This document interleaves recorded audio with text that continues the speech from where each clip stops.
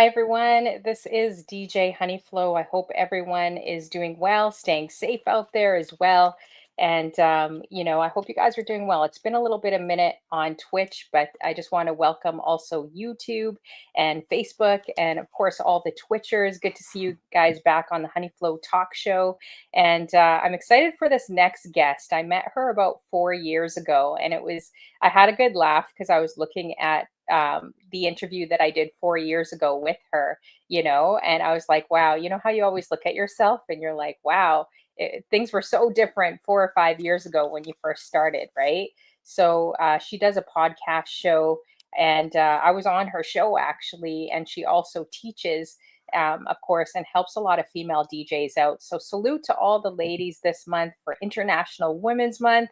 I'm excited to bring her on. She's award winning international DJ, entrepreneur, author, and mentor from California. And she's also shared stages with world renowned artists, you guys, such as Shaggy, Skip Marley, Lady Saw, which I absolutely love her, E40. Welshie Fire from Major Laser. So we're going to get into, some of just what it felt like actually working with some of those artists and being on the same stage. And her performances have actually taken her to Las Vegas, Hawaii, Thailand. So she's pretty much been all over the world. She does plenty of reggae events as well, and she's the author of How to Start a DJ Business. She hosts a podcast show called Royal Queens Rising Podcast, which was where I was on 4 years ago. So we're going to talk about that as well. And she's a motivational mentor. She does so many other things too. So let's have me stop talking and bring DJ Rundat in all the way from California. And I'm really excited to get into, all her experience and everything she's done. So let's bring her in. Hey, DJ Rundat, how you doing? Hey, I'm good. How are you? Doing pretty good. Thanks for coming on. Oh, well, thank you so much for having me. It's so great to connect with you and I was listening to the intro and it's like, yeah, wow, what a journey it has been in the last 4 to 5 years.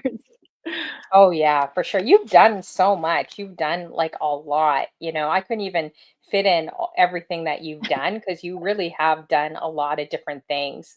And you seem like a major risk taker. Like you're not afraid to try new things.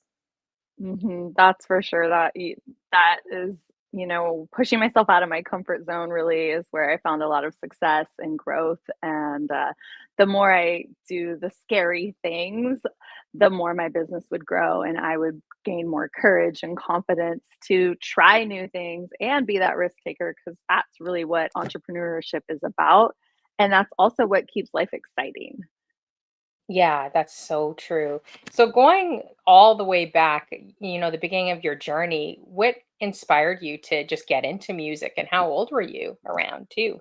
Ye Yeah, I was very young. I mean, I was probably 5 years old. Maybe I would have to Google what year, AC/DC Back in Black came out, the album, because Oh, that was wow. the first vinyl I bought.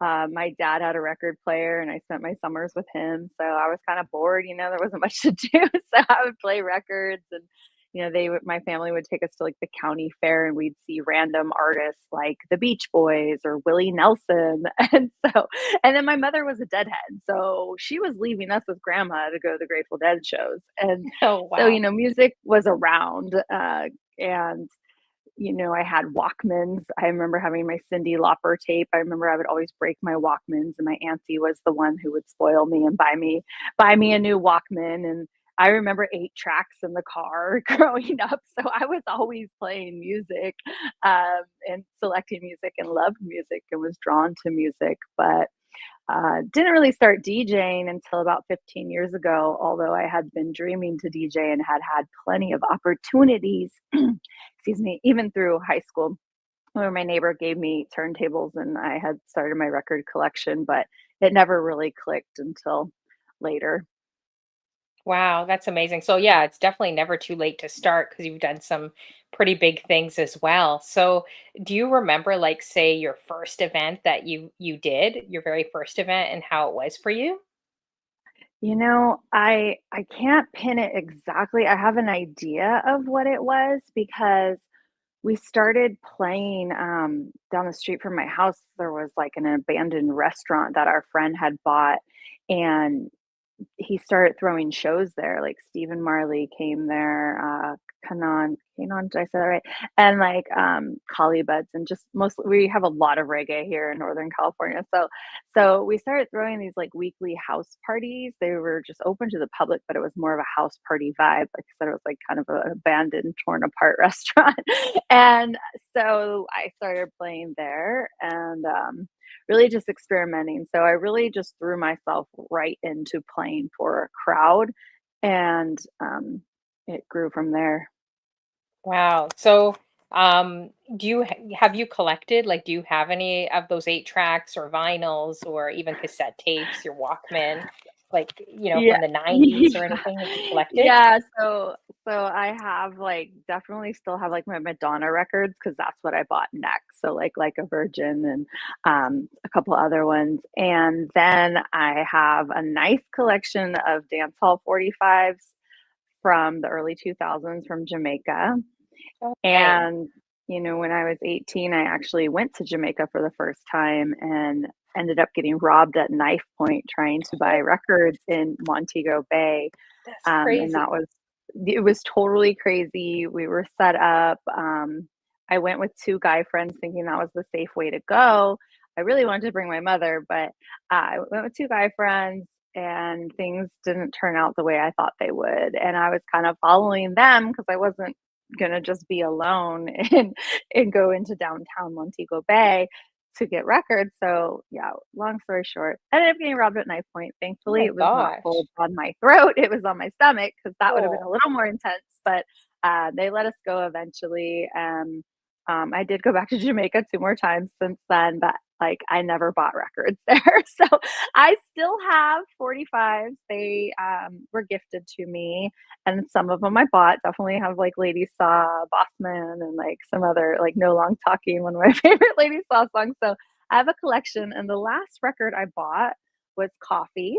oh, She had nice. won the Grammy for the Best Reggae Artist album, and she was only 19 years old, and that was a couple years ago. And I recently pulled out my old techniques and got them going. I do need some needles, but it is something on my list of something I want to have in my studio and available for my students to practice on. Yeah, wow.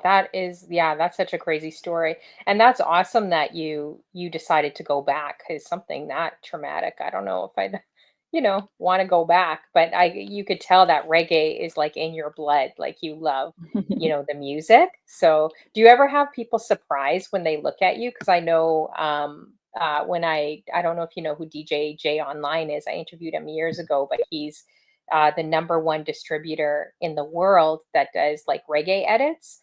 Because I Oh, guess wow. no one's really doing. Actually, he'd be good. I should try to connect you guys because Yeah. he does it all over the world, right? And he's such a crazy, ridiculously good DJ out here with the reggae and the dance hall.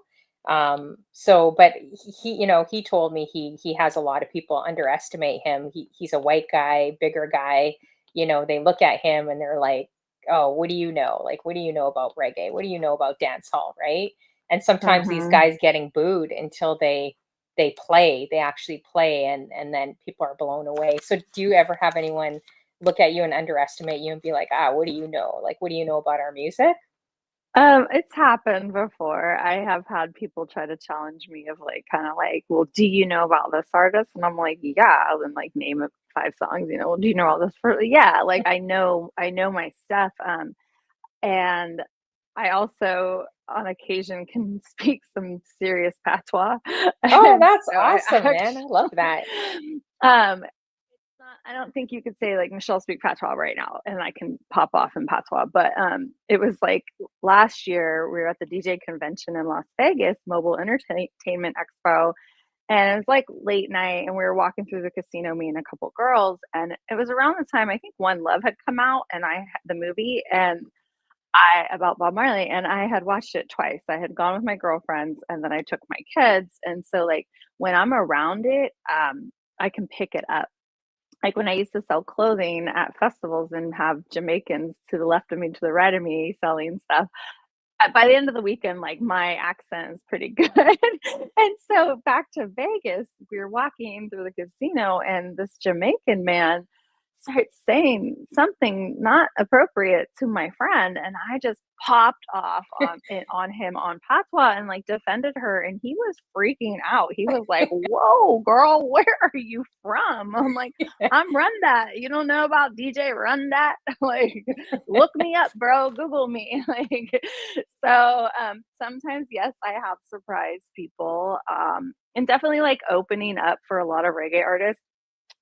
Like, I'll come set up and the band might still be sound checking, and just the vibes I get from them where they're, like, kinda, like, looking at me like, "Okay, who's this?" You know? And then they hear me play, and then at the end of the night, they're like, "Wow," like, they give some good feedback, and that always feels good when, like, the band is actually like, "Thanks, you were warming it up, you did a good job, I like your selection."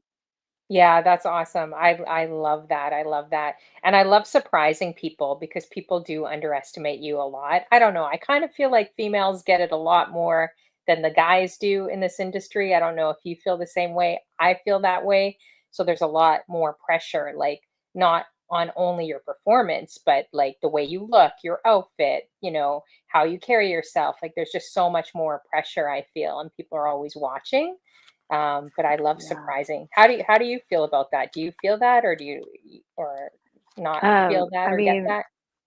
I mostly do a lot of weddings these days, and so, like, there's these country weddings that are in barns, and I remember setting up and, these little boys, little cowboys were like, "What are you doing?" And I'm like, "Oh, I'm the DJ. This is my equipment." And they're like, "Oh, you're the DJ? I thought only men did that." And I was like, "Whoa, I guess I need to play in Ferndale more often and let these boys know." I'm like, so I get it some for sure. Yeah, it's definitely a lot in the industry, but it's great surprising people. And then they're like, "Wow, like you could play," So it's always nice when people view you on the outside, but they don't really see what you do. And when they see you do it, they're like, "Wow, like it was actually pretty good." So I like that. And I find if you could rock a Jamaican party or say a dance hall reggae event, you could rock any party because they'll give honest feedback, right? So True. even my Jamaican friends, the aunties, they're like in their 80s coming up to me being like, "What do you know about lovers rock? Like, you better play some good lovers rock tonight." And I'm like, That's the they're like in best. their 80s. So it's like, okay, let me throw on some Bear Salmon for them. They're like, okay, you're good, Yes, you're good. yes, um, the king right there. exactly. Who are your favorite lovers rock artists, would you say? Barris 100%. Hmm. You can consider Wayne Wonder, Lovers Rock also back in the day. Dennis Brown. I have a whole Lovers Rock playlist. Hmm. I mean, I would consider Jock here Lovers Rock. I Oh mean, yeah, for everyone sure. can do Lovers Rock. Taurus Riley when he Mm. does Lovers Rock. Romaine Virgo, like Oh yeah, wow. classic. Um, Old school. Oh, like Biddy McLean is such Hmm. a like nice sound. There's so many of them, but Barris is the king of lovers rock in my mind. So Oh yeah, for sure. yeah. He's definitely got it. And I love Elaine too. Oh I, yeah. I gotta look her up, but she's one of my favorites. Definitely love her. Uh Along with So Jack sweet. and yeah, so many great, great artists. You would fit in so well in Toronto. Have you ever been here? Not yet, but Oh, you I'm gotta working come. on You gotta that come. world tour. I'm working on that. Yeah, yeah. You gotta figure out something, for sure, because you would fit in so well here, like, I mean, you sound like you're a Torontonian, which is crazy because 'cause you're from California. Just speaking to you, like, they love, love, love the music out here, so you gotta come out here. Yeah. Yeah, Yeah, so for sure. we'll have to figure that out. So yeah, you've done quite a few things. As mentioned earlier, you're an international DJ, entrepreneur, an author, a mentor. You've shared some amazing stages. So just to let you guys know again, she's shared stages with Shaggy, Skip Marley, Lady Saw, E40, Well She Fire from Major Laser, which is pretty amazing. How did what was your first opportunity out of all those artists? Was it Shaggy? Oh, I see a tail. I see a Mm. tail in the back. And it's not your hair. I see a tail. Lucky Me it's got nothing in its Nacho. mouth. My It's so Bengal. cute. Oh my He's wild. gosh. I want a Yes. Bengal so bad. Oh my gosh. Lady Saw, all of those, it like Lady Saw was I was pregnant and it was 12 Uh-huh. years ago and Yeah. 12, 13 years ago, probably more like 13 years ago. And it was at Mhm. Reggae on the River. And my baby was due like in a week. And husband at the time had gotten the job as the DJ coordinator for Reggae on the River. So I got kind of the in. Oh, And nice. Yeah. I had met Lady Saw in my early 20s when I was dance halling it up in the Bay Area in San Francisco and Oakland. I and so I was always trying to find my way to as close to Lady Saw as possible through the internet, through her DJ online. And so, Mhm. anyways, I got the opportunity to DJ for that. And I swear that was the day my baby went breech. Like Oh, at wow. I was at my booth because I sold clothes. One of my prints was said, I love reggae. It was like my second design I ever printed. And I was at my booth and my girl was doing my makeup because I was performing for Lady Saw. And I remember just feeling something intense in my stomach and being like, "Ah," like making noises like this. I don't know what's happening, but like, whoa. I thought it was just nerves. So, anyways, I got to DJ for Lady Saw. It was amazing. Definitely had a lot of nerves. And the event is it's like an all age festival, sort of family friendly. And we know Lady Saw is she can be very raw. I always Yeah. describe her to people that don't know her as the female dance hall like version of like Too Short. Like Too Short is like Oh, pretty man. like X-rated. But it all went really well. And what was really cool, of course I wanted to meet her and talk to her afterwards. And they didn't have an official backstage for this stage. The festival was at a state park and she was on like the smaller stage Mhm. and she was just hanging out in like the SUV afterwards and I was following her. I was like, where is she at? So I went up to um her window and started talking to her and here I am big old belly and we started talking about fertility and how she had been doing like IVF and all this stuff. And we got Oh, into this wow. vulnerable, deep conversation. And I was like, That's I can't even believe crazy. I'm like having this conversation with my favorite artist of all time. And so it was really, really cool. So that one was very special. And then came Shaggy and that one was huge for me. My mom's one of my mom's favorite artists, so my whole family came. I was really nervous, and they don't always put the DJs on the main stage, like on stage with the artists, but for this one they did. So I was right on Wow. the stage and felt like a Crazy. lot of pressure. And sometimes as a reggae dancehall DJ, it can be hard to decide what direction to go because if Mhm. I have the freedom, I'm gonna tend to go dance hall, raw, X-rated, like it just happens. Sassy, Mhm. female artist, like Dutty Wine, like just like high, high energy. And so Shaggy's like, he's not really roots. I mean, he's not really rootsy. He is dancehall, but and he's pop dancehall in a way. And like he's like in the middle of it, I feel. So, I don't even remember exactly what I played, but, definitely was a lot of pressure with that one, definitely was a big deal for me. Having my mom front row experiencing that was definitely one of my favorite memories ever DJing. Wow. And how was the crowd too? Like when you were on, and how was the reaction to you? The crowd was great. The crowd was really great, yeah. Luckily, I grew up with a venue that is all ages. They're the ones that put on Reggae on the River. It's a community center. I grew up going to concerts there, like Rita Marley when I was very young. I was on stage with her, Bob Marley's wife. And so it's like a really small, tight knit community. And the crowd, I get a lot of love. I get a lot of Yeah. love there. So Oh, yeah, it was wow. great. Amazing. Yeah, that's awesome. Yeah, dance hall definitely can be explicit. I think I need patois translation because I still don't know.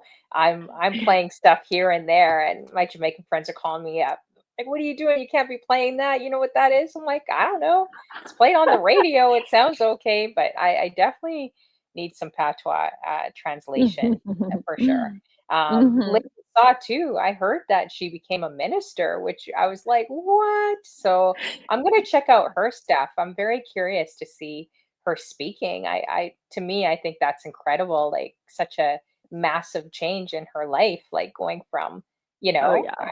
explicit Big to, I'm like, how does that even happen? So I want to hear her story. Actually, I don't know her story too much, but Yeah, well, I she love her. every Sunday, I believe, she's live on Instagram doing her thing, and, Oh, I haven't wow. tuned into it too much, but she's definitely, like, consistently on there doing it, yeah. Yeah, I'll definitely have to check her because yeah, I love her voice, love her sound. Does she still continue with music? Do you know? It would be great to. Not too Yeah, I didn't much, think so. Yeah, not it too would be much, great to hear yeah. her because she just like you said, she's like a Too Short of, like how Too Short is in hip hop. Like it would be amazing to see, even if her lyrics were cleaner now, it would still be amazing to hear her because she's so Yeah. talented.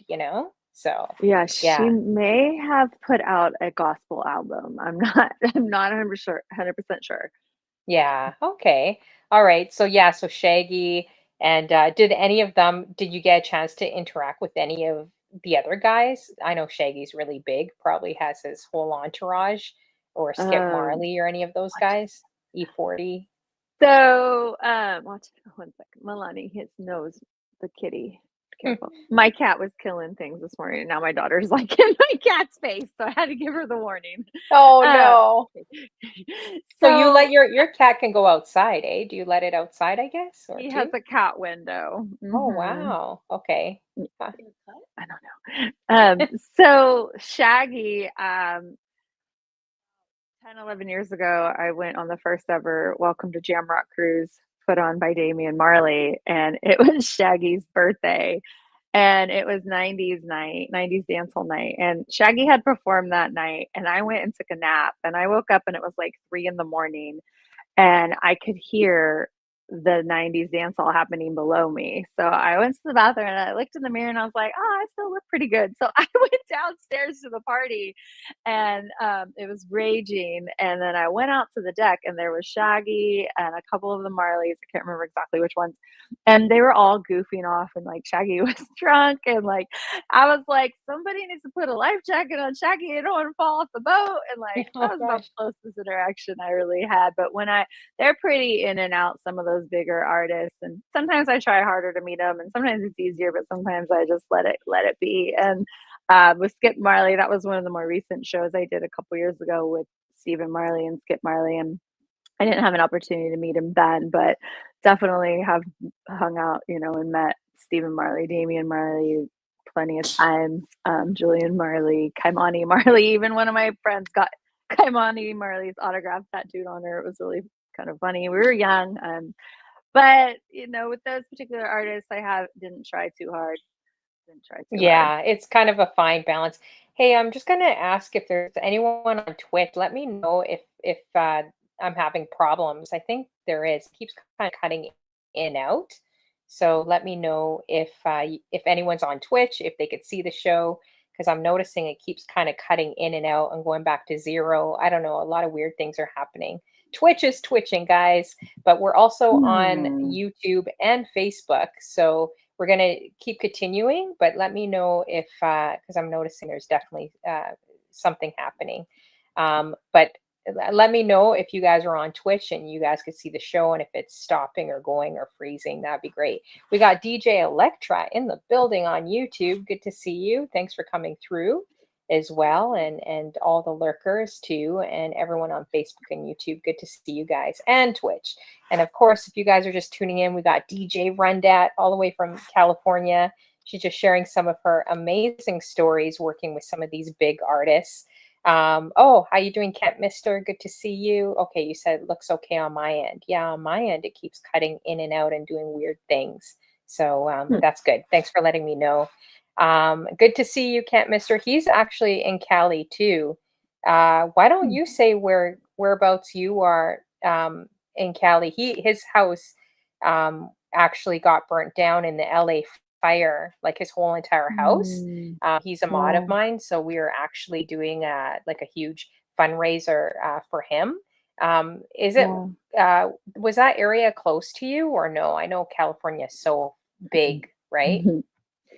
Yeah, no, I'm all the way in Northern California, like not too far from Oregon, actually. So I'm in Oh, Humboldt County. We're most notoriously known for cannabis. We are yeah, I've heard of America's that. heartland of cannabis culture and grew up with the plant everywhere. And it's been a lot of changes since legalization. So we're very different from SoCal.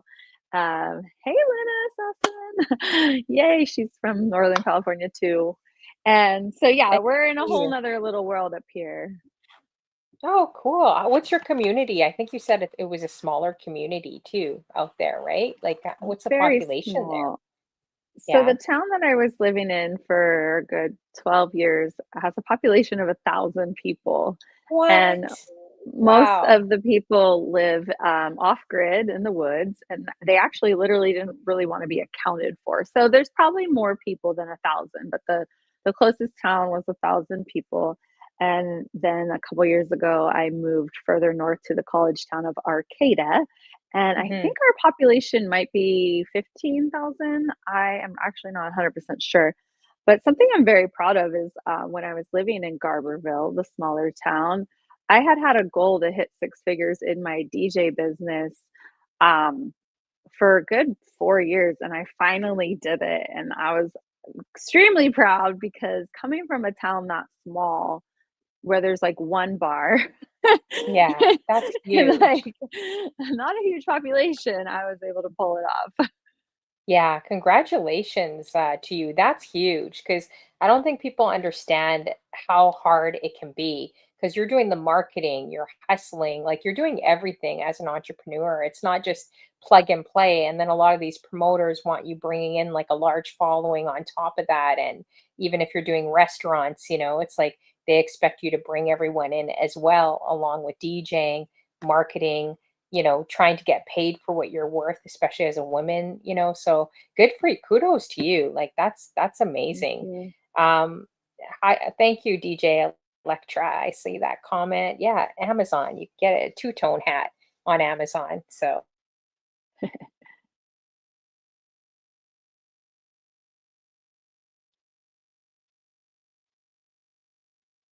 Uh-oh, my hand's frozen. It looks hopefully it's like okay. It there keeps you cutting in and out. are. I don't know what I happened, but any You were frozen. I don't know. I hopefully it's not like my internet. Yeah, I'm hoping it's not mine either. I'm never on at this time on Friday, so I'm probably confusing Mm. people, but that's okay. Oh, We'll keep it going. So you hit the six figures. Can I ask, like, what were some ways you did that? Because you do yeah. multiple. You have like you do a variety of things. So what were some Mhm. things that you did that helped you actually hit that? Was it just DJ gigs, or was it a variety of different No, things? it was a variety of things. I mean, it was coming out of the pandemic, so there was some, double bookings, adding team, adding other DJs to the roster, and adding more services. So adding a photo booth was one way that helped me get, more sales, adding up lighting. But really I think it was, valuing my worth also and playing with sales, playing with that number of, um, looking back, starting out, it was like my mentor was charging $500 a wedding. And then when I wrote my book in 2018, How to Start a DJ Business, I put an example of a contract in there and it said 900 a wedding. And then I realized, other people are charging more across the country. Let's play with 1,500. So I just kept raising the rates and That's seeing amazing. if it would work. And then when I was podcasting and interviewing, I had different DJs tell me things like raise your rates every year, even if it's just a little bit, or the way to prevent burnout is to charge more. And so, I really took that serious because being burnt out, or as I call it, I don't want to be DJ run down. I want to be Yeah, DJ yeah, run that, So, yeah, so so true. up to 2,000, and then adding the photo booth gives another 1,000, and then add some lighting, maybe another couple hundred or more. And now I'm actually, this last year I added day of coordinating, so there's another 1,000 or 1,500. It's all custom. Every event is so unique, so the price is going to be a little bit different. I have to think about how far I'm traveling. And now I moved and I'm closer to a lot of the venues, where in the past I had to travel at least an hour to get to most of our venues.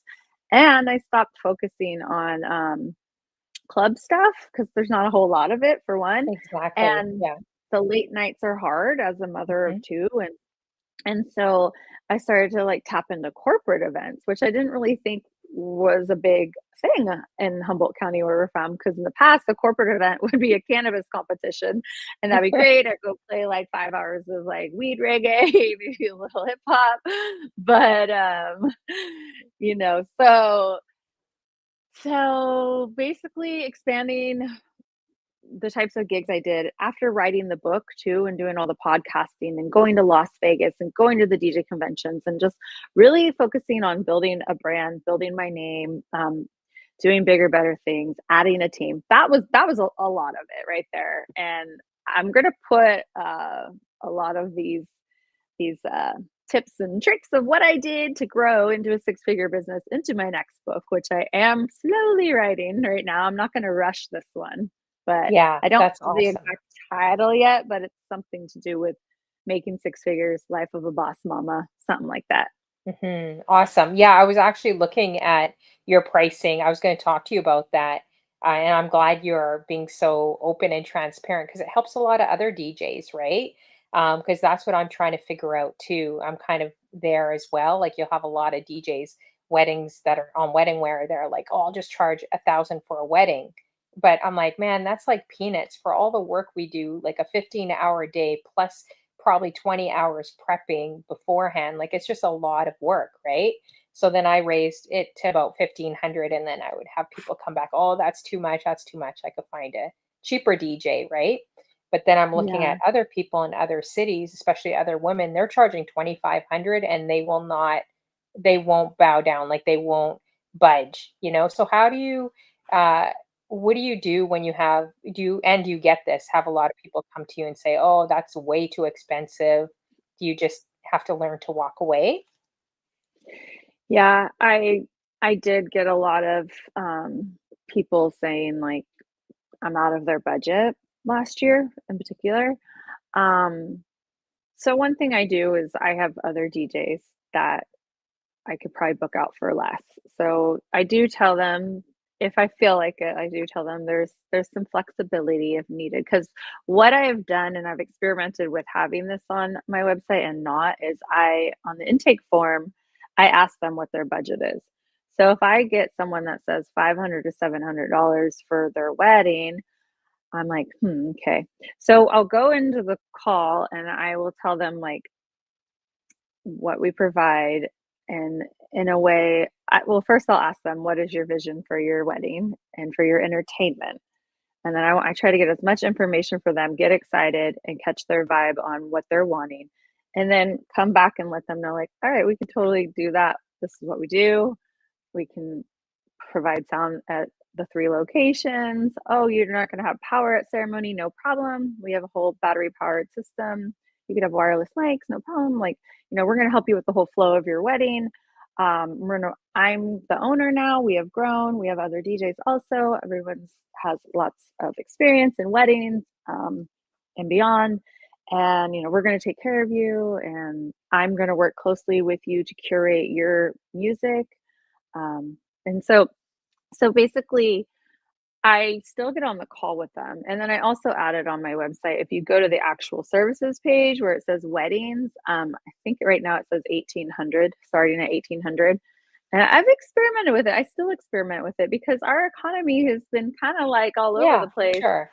Yeah. And, I noticed that the out of town clients, they don't really budge too hard on the price if it's full price. And they might just Google and they see like I'm the number one DJ. I have 65-star reviews. They start reading them and they know we want that person.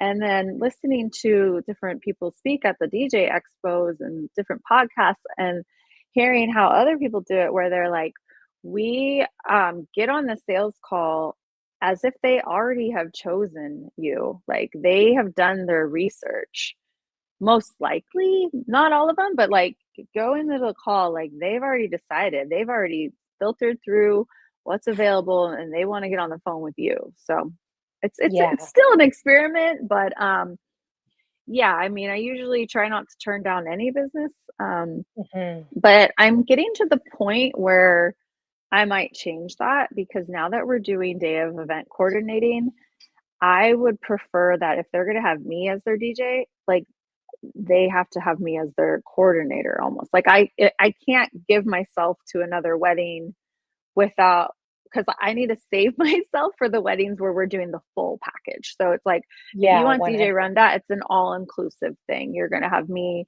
as your day of coordinator and your DJ, and Hmm. I'm going to bring a team and I'm going to have full control of what's going on that day, because if they don't have coordinators, it's really awkward and we end up doing like a lot of um extra work.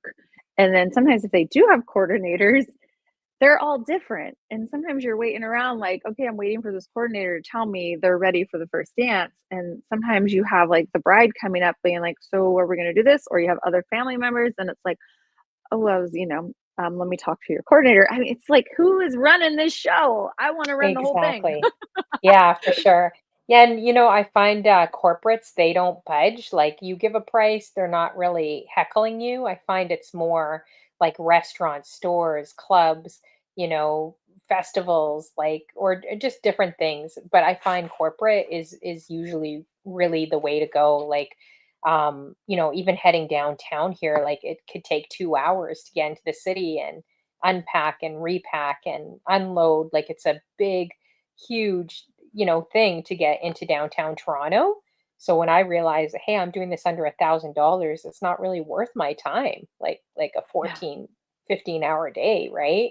And I Hmm. know they're not heckling the photographer or the florist or anything else that they're bringing in, even though the company's like, oh, I can't afford it. It's like, come on, like I know you're dropping a few grand on each of those other Yeah. vendors, right? So I guess would you say it boils down to your worth and your confidence? And also female DJs, they're a hot commodity. So if you work with a DJ agency, a lot of agencies will charge premium and not even tell you, right? They'll charge premium Mm. on you because you're a female. Everyone wants a female DJ, even though there's a lot now. Um, Everyone's kind of looking for that because it's like something different. So do you kind of Yeah. notice some of those things too? Yeah, I mean, for myself, it's really valuing my worth, valuing my time, valuing my energy. What's the priority right now? What other events do I have? Like, I if it's slow season and there's not much going on, and I might just be very flexible. I even did a happy hour at one of my favorite venues and did it just for a trade for food and drinks, and Mhm. that's not normal for me, but I was happy to support that business and knowing how our economy is really struggling, and also wanting an opportunity to play some Afro beats where I hadn't found a venue or place that I felt like I could do that. So it was like there are lots of reasons that made it make sense for me, but I do have like a standard rate that I'm not going to go out for less, and especially if I'm bringing out gear, I'm not going to go out for less. And so it's nice to have hit that point in my career and business that I can have that. I could do that. I could pick and choose, where in the past it was like, okay, like, sure, I'll take it. I'll do the community Easter egg hunt for $200. But because, Yeah, I mean, yeah, it's a sure. community event and it's during the day with kids and my kids can come. But Mhm. the weekends are more for my son these days. And in wedding season, I'm not gonna go do a Friday night club gig for a couple $100 and then go do a 12-hour wedding the next day. So it's really for me about like protecting my energy and my time, because I want it for my weddings, especially, like, I wanna make sure that I'm giving them my all and they're getting the best of me. So it really Mhm. varies, and I'm feeling there's, like, a lot of, Like I had someone, a promoter that brings a lot of reggae shows come to town, tell me recently, like he's like, I really want to work with you, but I can't afford you. I can get so and so for like $100 for the night. And I'm like, I tried to set a standard of like, I don't want to step out for less than 500. Mhm. Now, Yeah. yeah, that I budged a little bit and played, a party last week, and but it was for the experience too. So if it's something new and exciting, I'm like, oh, I've never played for like the Coast Guards. That was cool. Like I've never Mhm. played in That's a hangar cool. with big Coast Guard helicopters and men in suits. Like, let's try this out. Yeah. Sure, I could work with your budget, So some people say you shouldn't have that flexibility, but it's very different, I think, to our own communities, our own unique communities. Like, are we up against a ton of competition? No, we don't have. I mean, yeah, there's a lot of DJs around here, a lot of like I would say like more EDM DJs or kind of clubby DJs, but as far as like DJs who have reputable brands, who are, like actually listed on Google with like real reviews, who actually have a website, like who have, no one here has written a book, podcasted, done, some of the things that I do. And I do it because I was pushed by my business coach. She was giving me all these ideas and I was like, sure, let's do this, let's do that. She's I'm a like kind of really good business coach, by the way. Like, I remember you said you got a business coach years ago. She's yeah. a really good, I don't know her, but she's a good business coach because some of the because you've done a lot of different things and Yeah.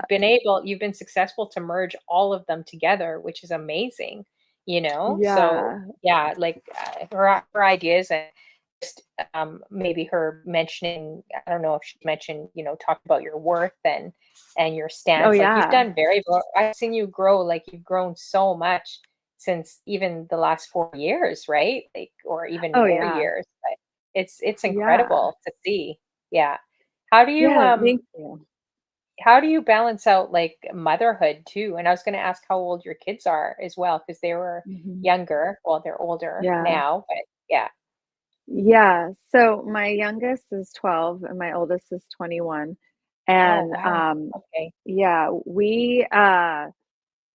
the 12-year-old, he's challenging, but he doesn't live with me full time right now for school, so that Mhm. makes it a little easier for me to, well, there's challenges, but work. But in the past, when, both kids were in the home, it was very hard, very hard. I build community, I build my family's not really here, so, I had to build community, build your tribe, build your village, and now they work with me. So that's how I've been able to balance it is like my daughter DJs and helps with coordinating after running the photo booth for years. She's like, "I actually wanna start DJing." And, Oh, awesome. yeah, and so that's been really great, and now my son, he wants to run the photo booth. He wants to make money, so that's one Ooh. way. Also Put now them that to I have work. Put them to work. yeah. That's good. Also, now that I have more of a team of DJs that I trust to go work under my company and brand, um, I outsource more. Oh, that's good. So how many DJs do you have under you, and are they all female DJs, or is it a mix, like, of guys too? So one's my ex-husband, Okay. and Oh, wow. That's who, interesting. That's an who interesting dynamic. very, Oh, wow. very, and one's my best friend, Mhm. and one is my student who then I was able to hire, and now he's teaching. He's working at our DJ school. He teaches 2 days a week. I teach 2 days a week, and I just recently sent him out to 3 different schools for school dances, and and it went really well. There's a little bit of challenges there. There's definitely growing pains. It's stressful at times. It's stressful trusting other people, relying on other people, letting go of some control, but you have to. I can't I'm not a control freak, but I do care about my brand and protecting what I've built. So Mhm. basically a lot of outsourcing at this time. So the DJs are not they're not like mine. Like this not like my company where you sign a contract where you can only work with me. So they Mhm. get to do what they want also. So Oh, it's that's good. Yeah, and because they're family and friends, like, I pay them very well, Yeah. and, it's, I wanna keep like, I wanna keep everyone fed. I want everybody needs, spread the love, spread the money, spread the wealth. Yeah, exactly. Um, Yeah. so, yeah, that's Wow, basically how that's I've been awesome. able to juggle it better is by building the team and also charging more, so I'm not working. If I would have Exactly. taken all, 100 inquiries we had last year and tried to do all that myself, I Oh, probably would just be totally exhausted or sick or we gotta get something. some inquiries in Canada and Toronto. I'll jump on board then. We gotta get some inquiries out Hey. here, Yeah. international. Yeah, Yeah. no, I get that. Yeah, I'm kind of more independent too because I find it hard. Those reasons come up when you work with the DJ company as well. Them undermining you or undercutting your worth, or saying, "Oh, I could only do it for this," and it's just like, come on, like I know you're getting way, way more. So that's good that you're fair, like with the people that work with you, and you Yeah. know them closely, like that makes a huge difference. And you Mhm. understand, right? You understand both ends of it. Yeah. And yeah, the control thing could be hard. When you have this many inquiries, do you do like Facebook ads, like marketing, or Instagram? Like, do you pay into any of that to get inbound instead of going out? Or, No. well, you've developed good, like, yeah, Google reviews and everything Yeah. else, right?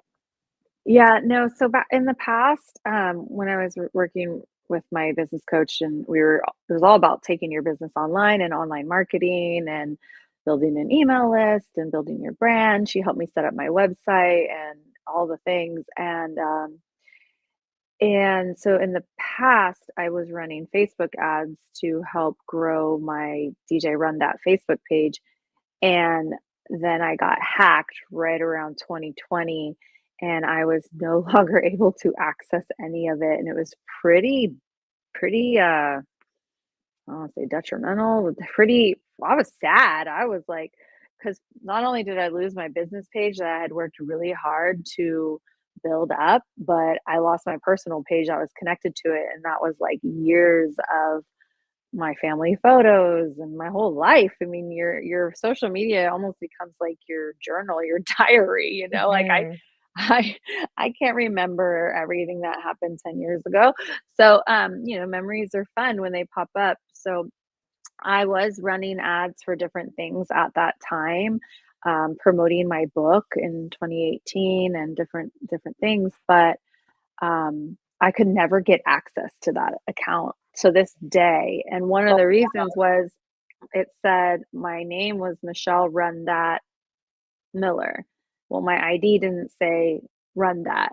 My middle name's not Run That. I thought about legally changing it, but but at this point, I've pretty much given up. There's been times randomly in the last few years I've tried to get a hold of them and access it, but the DJ Run That page is still there, but I can't figure out, it doesn't show who owns it. My old personal account, I don't think anyone can even see that anymore. So it's a big mess. So I do not run ads. Occasionally, I might boost a post if I'm throwing like our own party, producing our own party. Like we put on a rave last year. Um, if I'm doing something that I'm putting on, I might. But as far as attracting clients for weddings or corporate or any of that, at this point, it's a lot of word of mouth. I am very active on Facebook and Instagram, like staying actively on there so people see me and remember me when they come to like needing a DJ.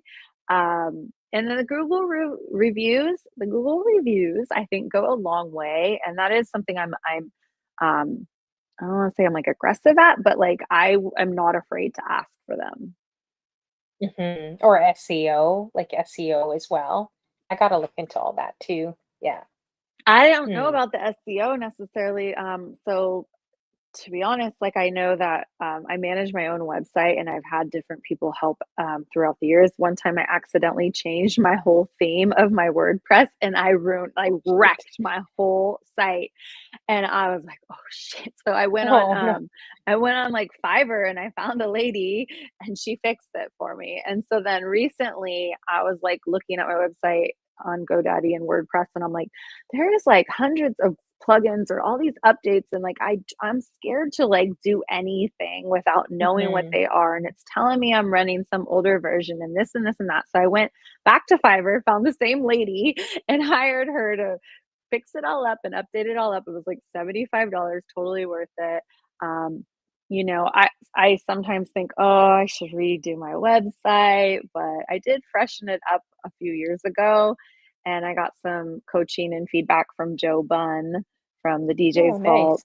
and there's some little things I would like to change, but I often get feedback from how simple it is. They like it, so it's working for me. So it's just kind of one of those things like if it ain't broken, don't fix it. So Yeah, exactly. Yeah, wow.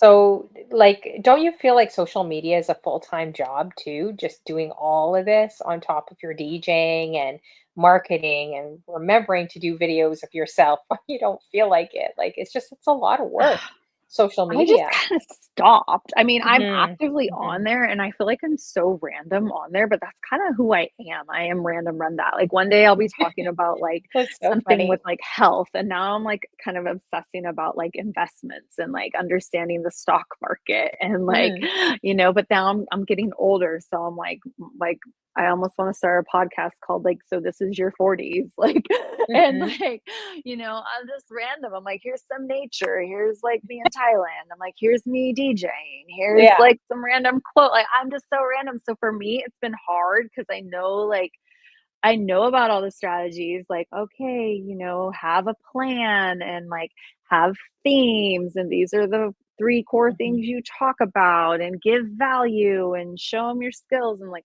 all these things. And like, throughout wedding season, I felt really inspired. Whereas there was so many like things like, oh, I should talk about that on social media. Oh, I should talk about that because you're like mhm, in it, and you're like, oh yeah, like how to run. One thing I'm working on is how to run a rehearsal without us being there because I don't usually attend rehearsals. And in the past, it was because every venue was about an hour away. So am I going to drive an hour, sit there through a rehearsal for a few hours for like a 5 minute like ceremony, walk down, walk back, whatever. So I tell my clients, you could do it as an add-on for an hourly rate if I'm available, because I'm not going to give up 2 days, mhm. Friday and then Saturday, and then Sunday's recovery. So really 3 days. So something I'm working on is like I think I wanna get back onto Pinterest, to be honest, and blog. So I wanna have a blog about how to run your ceremony rehearsal on your own. Like, if they don't Mhm. have a coordinator, I truly believe it's the coordinator's job. Oh, yeah, And if but we often pick up the wedding planner, the coordinator, like, we pick exactly. up everything as a DJ. Yeah, I've seen wedding planners leave on the weddings I've done. Soon as they got paid, they're like, "Okay, you're good to handle everything," right? Like, they just took off, and yeah, I'm like, "Are you kidding me?" Like, I'm a yeah, DJ and MC, like, I'm not the caterer, the audio, the videographer, the wedding planner, like, but you become all of that when you're doing a wedding. yeah, So, yeah, you would be yeah, great at wedding planning too, and well, you probably already do that, but you're also an yeah, officiate too, right? I yeah, heard?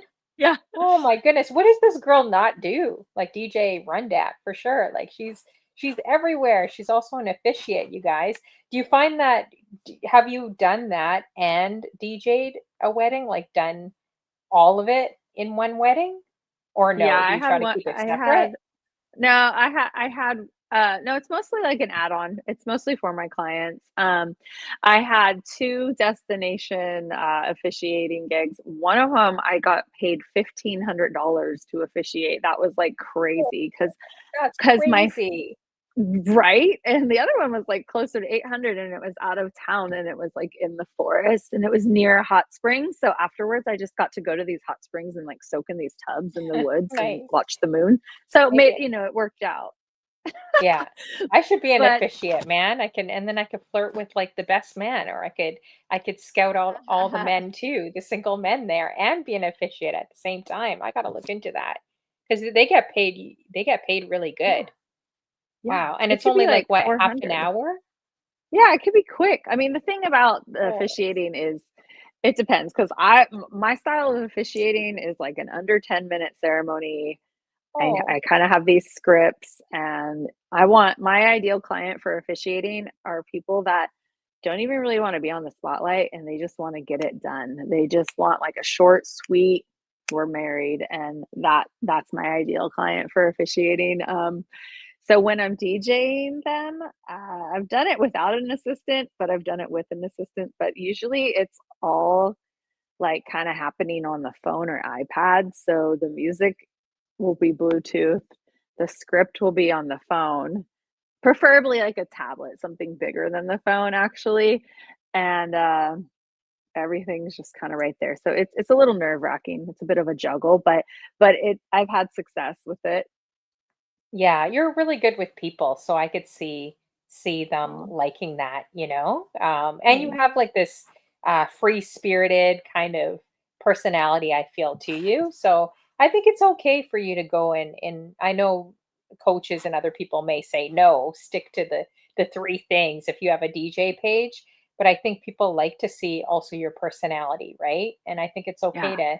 to just showcase so many different things. If you want to do it, then just do it, right? So, Thank you, yeah. because I feel like authenticity is very important, and, Mhm. back when I was getting coached a lot, it was all about building a personality brand, and to me, my energy is my biggest asset. Like, people want to work with me or have me there because of who I am, my excitement, my enthusiasm, my voice. I'm not your suit and tie DJ. I Mhm. don't Yeah. ever want to really wear a tie. I Yeah. might wear a blazer, but I mean, Mhm. I like blazers. They're all right for the right venue if it's not too cold. But but yeah, thank you because it's just showing this is all of me. If you catch the vibe off of my Instagram, then and you like it, cool. And what's rad is I've been attracting these amazing clients the last couple years that some of these weddings, as I have been exploring more EDM, pop dance, I really love pop dance. And I got into drum and bass this year and some more bassy stuff. And bass hall is like a type of dance hall, kind of an EDM dance hall, future dance hall, moombahton, all the stuff Nice. that I personally enjoy. Now I'm attracting these brides and grooms that want that. So like Oh, we're wow. turning these end of the night of the weddings is like a mini rave, and I'm like, this That's is awesome. what I want more of, please. Thank you. Yeah. You probably like have you ever listened much to garage music, I think it is? Hopefully people in Garage. the yeah, hopefully people in the UK aren't like, "What? Honey Flow, it's not Um, that." Don't correct me. well, But there's I like it. grime. Yeah. There's grime. I wonder if grime and garage. I remember the name garage, so I sometimes have a hard time distinguishing all the different genres because there's so many. But Mhm. my boyfriend is really good at it and super analytical. So he's like, that you hear that drum beat, like like, Yeah. wait, hold on. So You would I'm like not really it sure. like that. Yeah, you would like that because it's kinda the same well, I don't wanna say the same vibe because 'cause I'm not too familiar with rave music and, I've gone to a few when I was younger, but not too familiar. But yeah, no, that's good. It's good to try different things too, right? Oh Like, get yeah, involved with different genres, of music as well. So what would be your favorite genres? Like, I'm assuming reggae but you probably listen to so mm. much. So do you have any Well, favorites? I would say as far as I don't listen to so much reggae dancehall anymore. I mean, I definitely have like my Sweet Lovers Rock playlist that me and my man will listen to quite a bit, like when the mood's right. But like Mhm. Afro beats have been huge in my life the last few years. Afro Nice. swing, it's kind of a different like blend that's kind of dancehall. It almost sounds like Afro swing is like almost like the modern dancehall mixed with Afro beats. And there is a new vibe of dancehall that I do like. Still listen to a lot of reggaeton, and then my EDM pop dance stuff, like I love, like Nice. Yeah. with What about female vocalists. Amapiano? Amapiano Yeah, you'd so probably like? Yeah. I played my first piano set in Thailand at the beach at the Sunset Beach Bar, and me and my boyfriend played and we played that for 2 hours, and we had never performed it. I've been collecting it, um, and tapping dipping into it a little bit, but we went just like, okay, let's just do this. This seems like the perfect sunset vibe at the Longtail Boat Bar. Everyone's in bean bags, sipping like pina coladas, and Yes, perfect we vibe. went we went back and forth for 2 hours every 10 minutes, switching. We actually did this for 7 hours. So the first 2 hours were Oh, on the piano, and literally every 10 minutes, and no problems, like super awesome, like just juggling back and forth. And they just kept feeding us free drinks like one an hour. So in Thailand, we DJ for alcohol. and so your boyfriend DJs too? so my boyfriend was DJ Spotafora. He was basically a bedroom DJ. And Mhm. when we met at a reggae show, of course, I was opening up for Sister Carol. And yeah, he had been DJing and he loved reggae and reggaeton and drum and bass and dubstep and all of that. So we started DJing together just at home, and we just have like the two-person party and just go crazy DJing. And he's Mhm. taught me actually a lot about DJing. He thought I was going to be the teacher, but he's helped me a lot. And so he got the Rain 4. We got him the Rain 4. His like CDJ system was old and not working, not compatible anymore after updating his computer. So he got that, and that one's a lot of fun. And then it took me like almost all year to figure out which new controller I wanted. So I went with the FLX4, and they both have stem buttons like just built in. So like we've been practicing playing reggaeton and switching out the drums and then switching out the bass and like Nice. cutting the vocal and then phew. So it's fun. It's Mhm. kind of a lot for your brain. You're just like, and it's going to take a lot of practice probably for me to feel confident doing that while performing out. But it's hard to say a favorite. I just love too much. Yeah, that's true. I always wonder what it'd be like dating a DJ. You get the gear, you can share the gear, you understand each other's worlds. Because I do notice on online, there's either one spouse or one partner that just like hates Twitch or is just not into it. I see it all the time amongst my DJs, right? The guys I know. So they're always online, but their partner doesn't get it, and there's always this back and forth, right? But I think Yeah. I've seen some relationships where it works, where they're both DJs and they just understand the world, streaming, social media, like they're together doing it. So I think that's kind of Yeah. cool. Plus, I could use Yeah. some new gear, so I might have to look at that. Look at a DJ or the best man being an officiate. How you doing? How you doing, Stirs to Soul? Good to see you. Oh, can't miss. Sorry, I can't another computer here. I missed you like over an hour ago. Thank you for the resub. Appreciate you, fam. Thank you so much as well. Sorry, I missed that. So yes, okay, so that's awesome. So for all you guys tuning in as well, she's also an author too. So she's an author. We talked briefly about it, how to start a DJ business. So what made you decide to write a book, and how long did that actually take you to write, to publish a book? 8 weeks. What? 8 weeks? Oh my goodness, that encourages me because I've been Googling and they say, oh, it's going to take you years and you need to write 550 words a day. And because I want to write a book. So I've been reading all this and it just feels daunting, like the publishing and the expense, but No. that's encouraging. 8 weeks. Wow. Yeah. So, okay, so what made me want to do it was my business coach, like I mentioned, was like pushing us to like all these different types of strategies we could do to build our business and our brand and bring our business online and create passive income. So, I created a digital course called How to Start a DJ Business, and I was writing it in Google Docs, and then I went to go film it at her house, and she had hired a professional videographer, and so I was filming it out. And around that time she was launching like a separate little program about like an 8 week how to write and publish your own book workshop. And it was going to cost like a couple $100 to join, and I was kind of like interested, but not sure and not really wanting to invest any more money at that point. And Mhm. so after recording my uh, digital course there, I started asking her, I was like, so when does the book writing course start? And she's like, next week. And she's like, Michelle, you have your book right there. what you just recorded is like your book. And I was like, she's like, I will add you to the group for free if you want. And I was Oh, like, wow. okay. So we would meet like once a week and talk about our books or, work on our books and talk about strategy.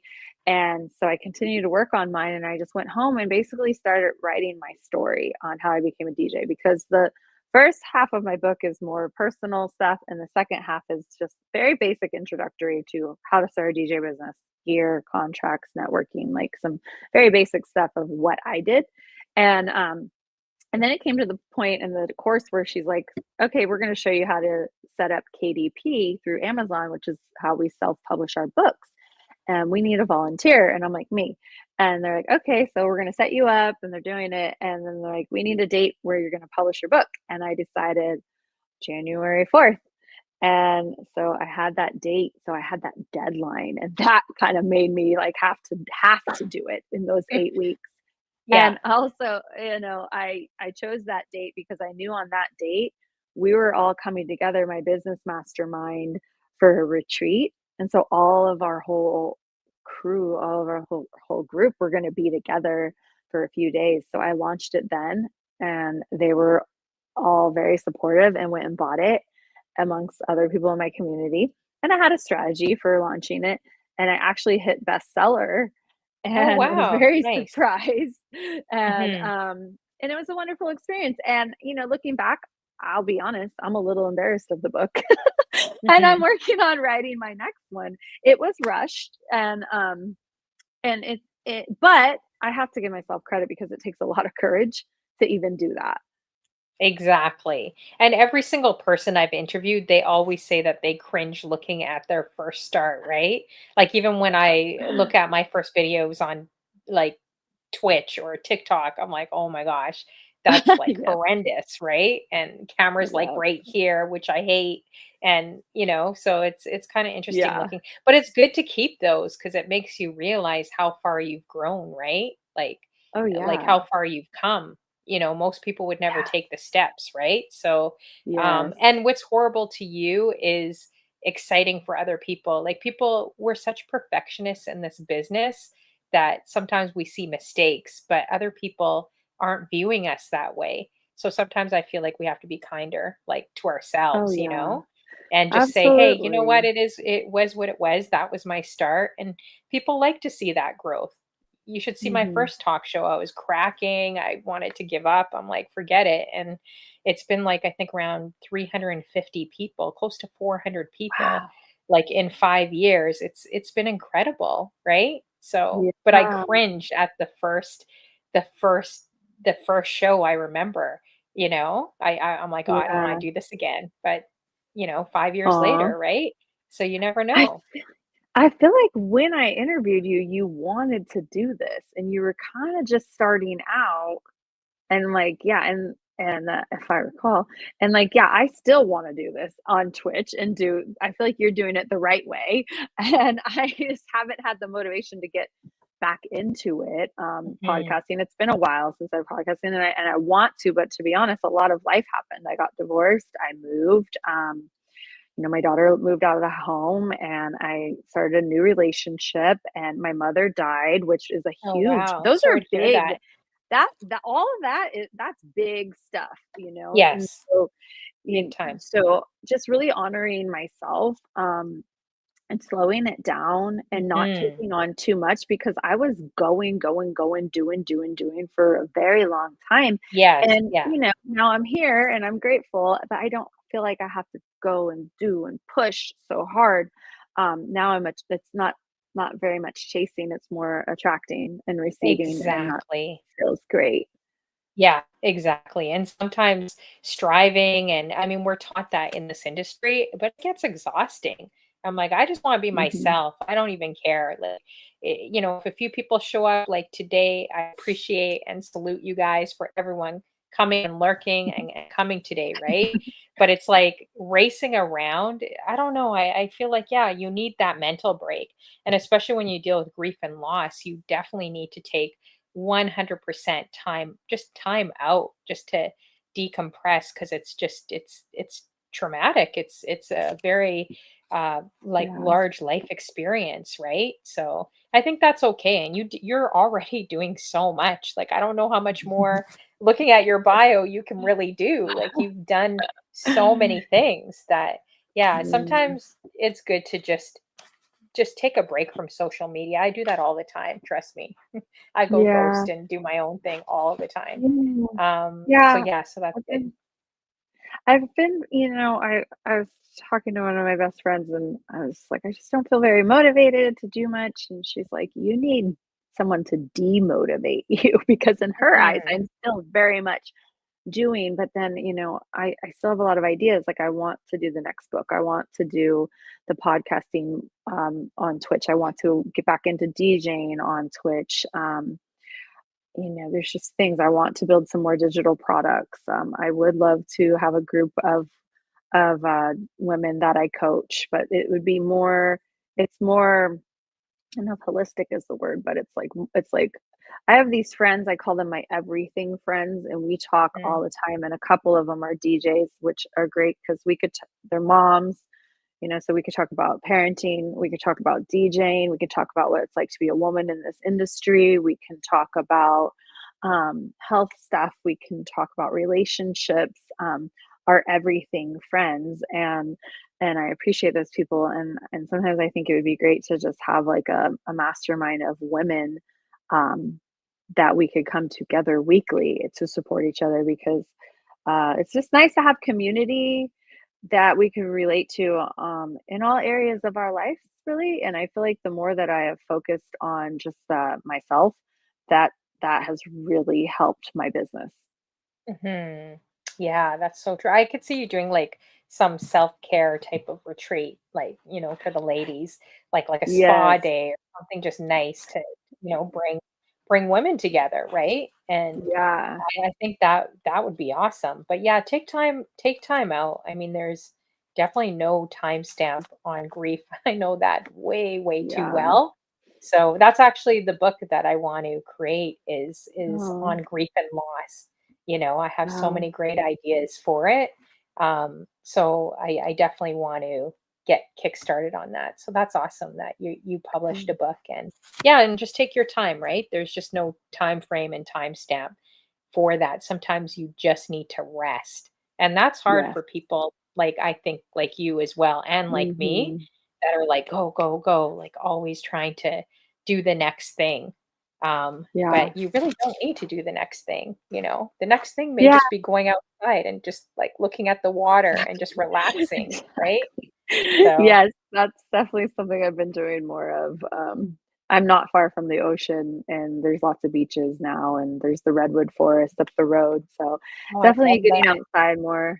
Raid. Yeah, Are we I getting love raided? that. Hey, we got our first raid. Rob G. Funk. Yay.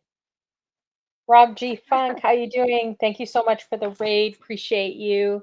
Make sure everyone in the room is adding Rob G. Funk. Really appreciate the raid. We got DJ Rennie D in the building. And DJ Jonah is at the barber shop getting his hair all nice for all of us on Twitch. He's like, no honey flow for myself. But he mentioned he's at the barber shop. Thank you so much, Jonah, for the resub I see here. Thank you so much, fam. Welcome, Raider. For all you guys that don't know that are coming in, and again, make sure you're adding Rob G Funk. That does a great show. We got DJ Rennie D in the building and a few others that have come in here. For all you guys that don't know, I'm talking with DJ Rundat. She's out of California, and again, she's done so many things. She's a publisher, author, a mentor, entrepreneur. She shared different stages, like we talked about earlier with Shaggy, Lady Saw, which I love. Lady Saw, she's amazing. Skip Marley, E40.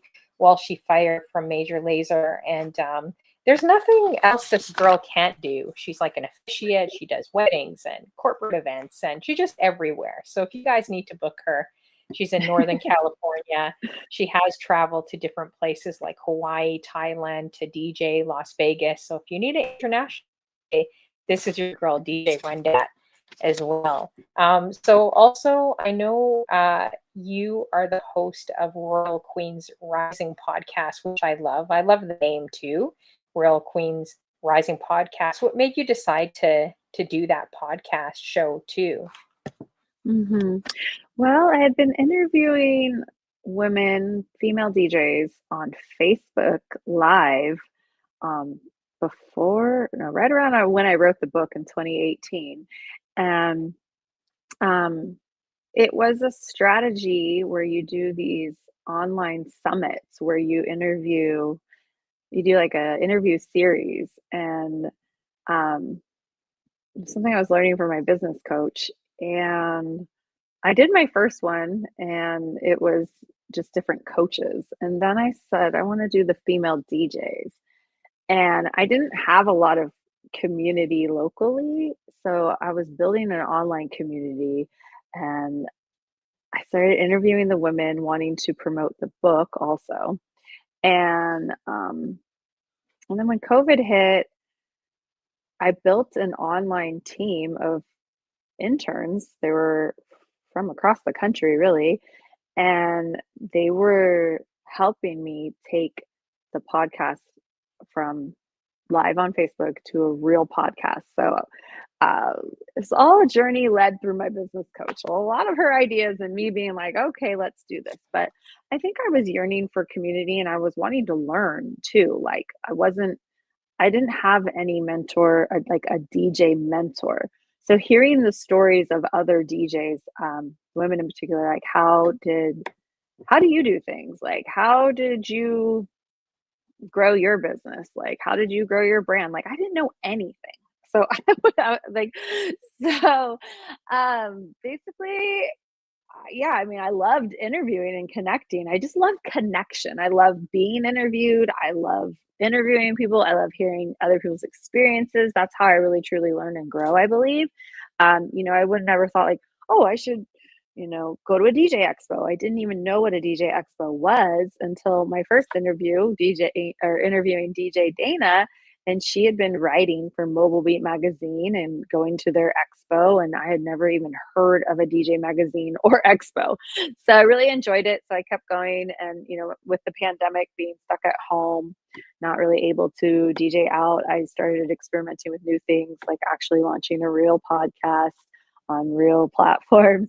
And then I did a second podcast called The Six Figure DJ. That was my latest project. And I did that because I wanted to actually interview the men too, because I was like, Hmm. let's see what they have to say if there's any difference, really, But um, and I got to interview some pretty big people on that one, and currently I've been taking a break because, like I said, all the life changes that have happened, and once we started going back into live DJing events, I was very busy, and that was the year I hit six figures. So I wasn't having a lot of time or energy to actually podcast. And hopefully I'll get back into it. But we are going to get into busy season here soon. I already have like a good $50,000 in weddings booked, and Oh, wow, that's a lot. we have a Unless if you could yeah. stream a few, I don't know if you wanna do that, but it is a bit more pressure streaming, like, a few events live while you're also doing it live, like, it kind of is a bit Oh of a pressure, though, like, I did that for one yeah. wedding, and a DJ's like, "Are you sure you wanna do this during a wedding? Like,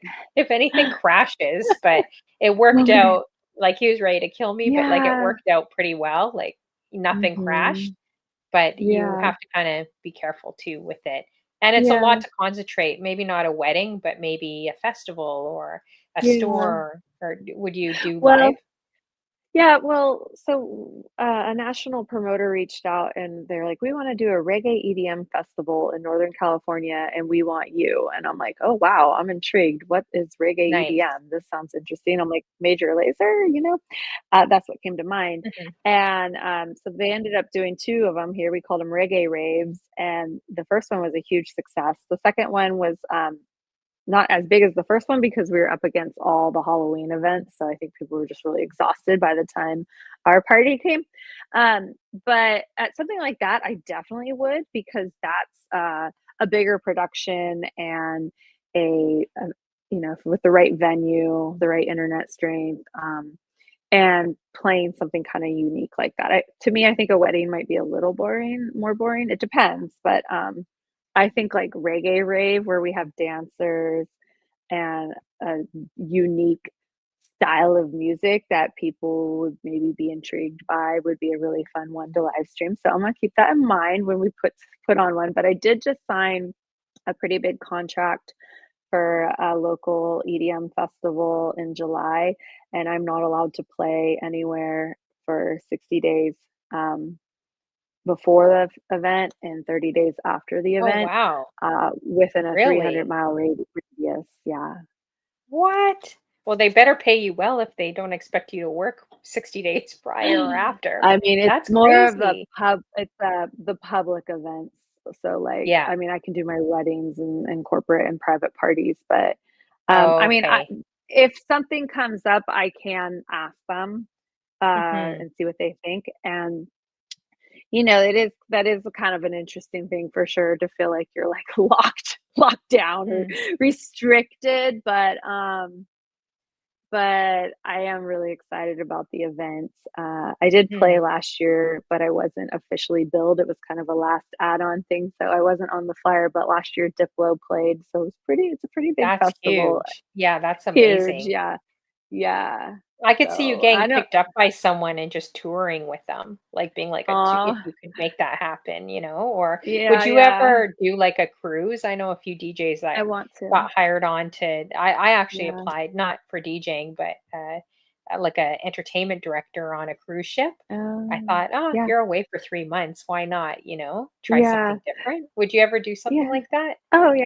Oh, yeah, so it's definitely on my wish list, and that was another thing I learned about, when I interviewed my first interview with DJ Dana, is you can go on the cruise ships and you can just be a guest DJ, and I really love to do that, particularly on a cruise that cruises the Caribbean, because I do have big dreams of owning a resort, on a Caribbean island, or somewhere tropical. And so I did put that on my wish list for the year. It's a new dream. I mean, in 2018, I wrote on a big wall size post it note when I was writing out all my visions to DJ on a big boat. And when I was in Thailand in January, we almost got to DJ the Latin boat party, and the promoter said we could the night before, and then day of, it just was too hectic. They had too many DJs. The equipment was like sliding around. It was just Oh, like too wow. chaotic. So very close to DJing on a boat. So that's still a big dream. I think this is the year it's going to happen. And I know at some of the conventions, they actually, I think it was DJ Expo in New Jersey and in Atlantic City, they actually had like live like tryouts for DJing on the cruise ship. Yeah, that's So how 2 DJs I know got booked from Atlantic City, they're in line.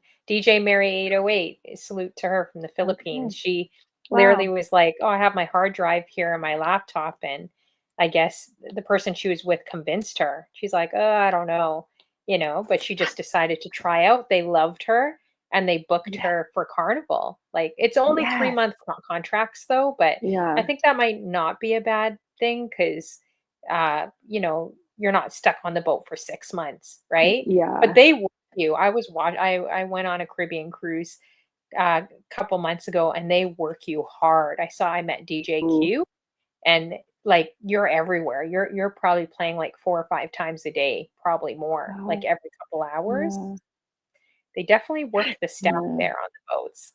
Wow. Yeah. Yeah, I wouldn't wanna go for 3 months. I wouldn't wanna be away from my son that long, Yeah, your maybe a kid. month max, Yeah.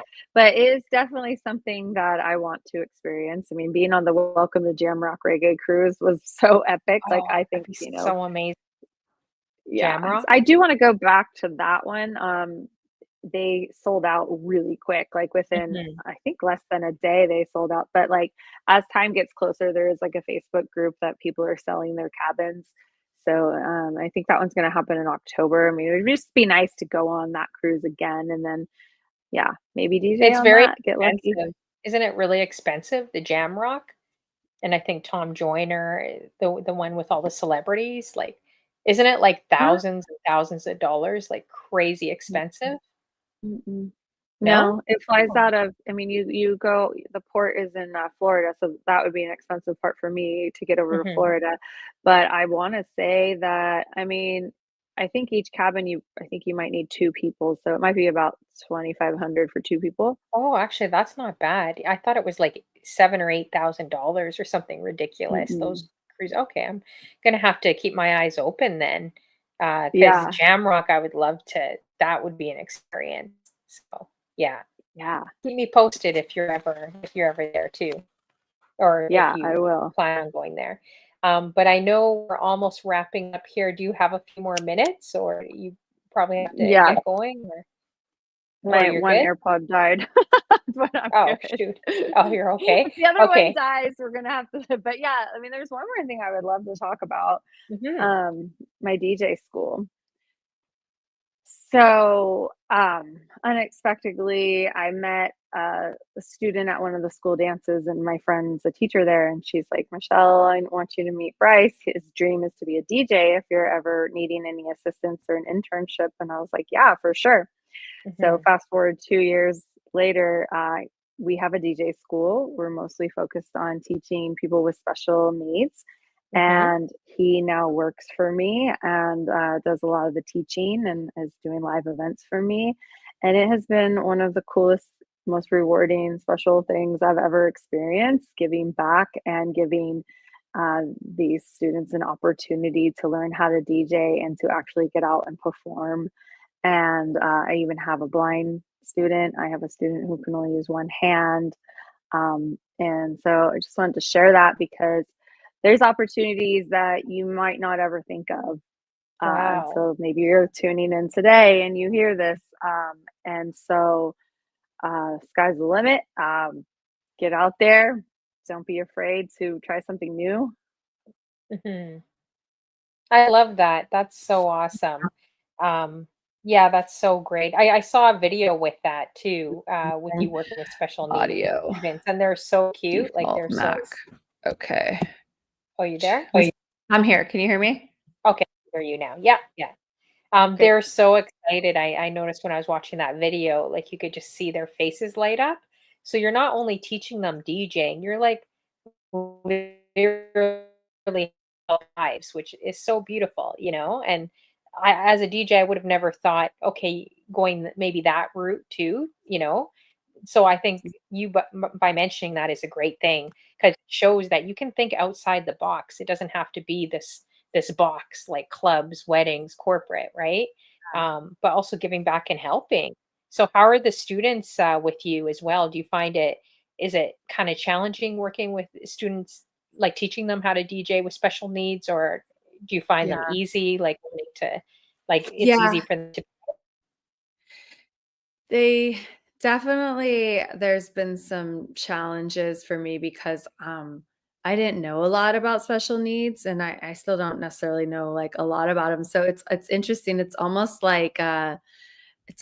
like dating in a way. So I'll get a new student and then we're getting to know each other and I'm getting to know their quirks and I'm getting to know how they learn. Like I think DJing, a lot of DJing is actually just doing and experimenting. And so for me to try to teach them actual like beat matching and blending, that can be really hard.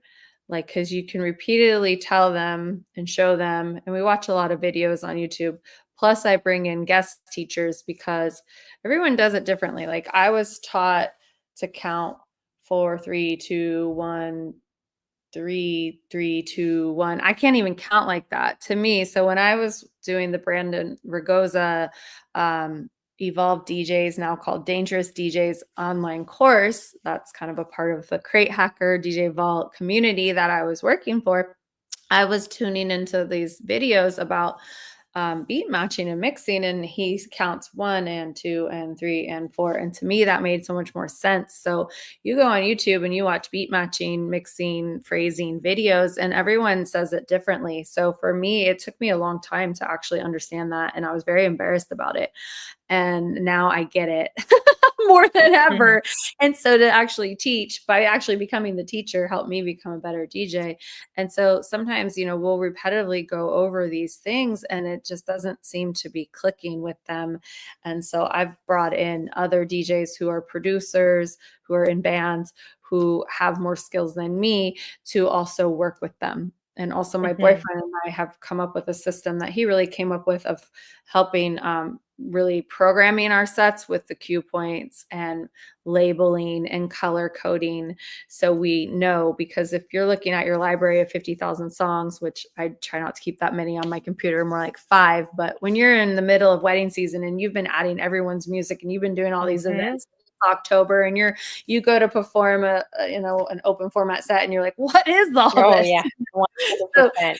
Yeah. so, trying to and still creating systems and figuring out, music organizing and what works for me. So it has its challenges, but honestly, like, you don't have to be perfect to be great. And they're all very different and unique, and they're brave. I've gotten them performances, and some Aw. understand it more than other. And like I said, bringing in the different teachers I think is really helpful, because I think we all learn differently. Like, I remember having like a really loving math, and then having a really horrible math teacher, and then like really not liking math. And I often feel like it's just about the right teacher. Like, you can't have a teacher that has like a really annoying voice, or like, a professor that's just like too just yeah, you have to really connect with them. And I feel like I connect really well with a lot of people. And so there's a lot of love. Like, one of my students last week was like, I'm so glad I met you. And I'm like, I'm so glad I met you. Like, he's so heartfelt. Like, just like Aw. melt my That's heart. sweet. Yeah. Yeah. Aw, and I love all their DJ names. I think it's so cute. Some of the DJ, I'm like, "Did you make the names or did they pick out their names, DJ names?" It's so cute. I should have They did. downloaded the clip and played it. Oh, yeah, the clip is so cute, the 3.5 Mhm. minute one from YouTube, because there's a longer Yeah. one on there too. But yeah, it's really great. We have a couple of them are gonna DJ the special ed VIP prom at the school coming up in May, and we were gonna do the farmers market. There's not a whole lot going on right now. It's like raining, it's snowing. Oh, But wow. I'm trying to get us some more public events for them to get that experience, and they love it. They feed off of it. It's really great. Mhm. Do you feel like there's more opportunities in the city you're in now compared to the one that you were at? Oh, yeah, absolutely. I mean, I've Mhm. 6x'd my business in the last 6 years. So, like, Wow. yeah, I mean, I still kind of work the same amount of, or not, I don't work that much more as far as like gigs, like the number of events we do. But I'm able to outsource some, and then I'm able to just get like, instead of a $400 bar night, it's like, how about a $2,500 corporate gig on a Wednesday? Like, I wouldn't have Mhm. gotten that in that small town. Yeah, and that's perfect. I mean, that literally pays the bills, which is amazing, Yeah. getting something like that. And once people get to know you, it's amazing because I find bigger opportunities are actually in small cities. That's how I feel. Like, Mhm. I used to think, because I came from a small city, moved to Toronto, the big cities, like kind of like moving from North Carolina to LA, right? Mhm. That's kind of how it is here, but there's so many DJs here and it's so oversaturated that people can just pick up someone for very cheap. But in a small city, I find you stand out more and Yeah. you actually have more opportunities. Yes. Do you feel that too? Like, maybe in a Oh, yeah. smaller space, the Oh, more yeah. you connect with people and people get to know you and you're likable. Like, I can't see anyone not liking you. Like, I Oh, literally feel that from you. Like, you have such a genuine, like, kind spirit. aw. Even from the first day I met you a couple, like, 4 years ago, I could see that. And I've interviewed a lot of people, but I can really feel that from you. So Aw, thank I you. think that goes a long way. That authenticity goes a long way to other people and helps you in your business too, right? Yeah. So Yeah, for sure. yeah. Thank you. You're so sweet. So Yeah, is I there think that, oh yeah, you go can't ahead. duplicate this. You can't duplicate this energy, this, vibe, this person. Like, this, that's one thing I just remember. Like, sometimes if you feel like that, like, competition, or you're kind of like get any of those jealousy vibes or envy of like, Mhm. oh man, why are they DJing there? Like, that's my space. Or, if you get any of that, that can naturally, you can get those feelings, but then you just like bring yourself back to like, oh, it's all good, like, there's plenty for all of us. And like, I'm attracting what I align with. And like, do I really want to be out doing all that? Probably not. There's plenty definitely part of Exactly. it for all of us. But yeah, it is definitely a big advantage of my location has been a big advantage to my success. And I see that, I'm not the best DJ. I always strive to be better, give my all, give the most value and get, all that. But I am not in a huge city with like big multi ops. So Yeah, exactly. And social media can make you kind of feel that way too. Do you feel Mhm. like with women too? And I always ask women this because I'm always curious. So there is no right or wrong answer.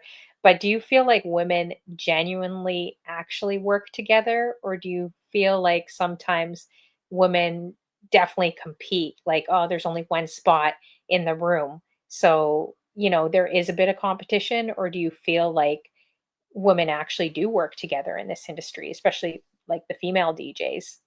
Yeah.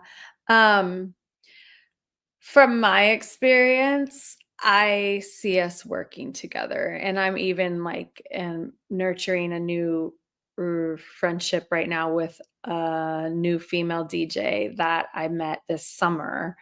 And I'm more about wanting to collaborate Mhm. and work together for sure. Like I'd love for us to do some gigs together potentially. I called her last week. I was worried that my DJ wasn't going to make it, and I called her like, what are you doing? It's Friday. Like, oh my gosh, like we're supposed to start this music in an hour and a half. I'm supposed to be over here. I'm dropping off the gear. Oh, and she's like, I Mhm. am not ready for a middle school dance, but she's like, I got you if I have to. And I was It's like, so whoa. funny.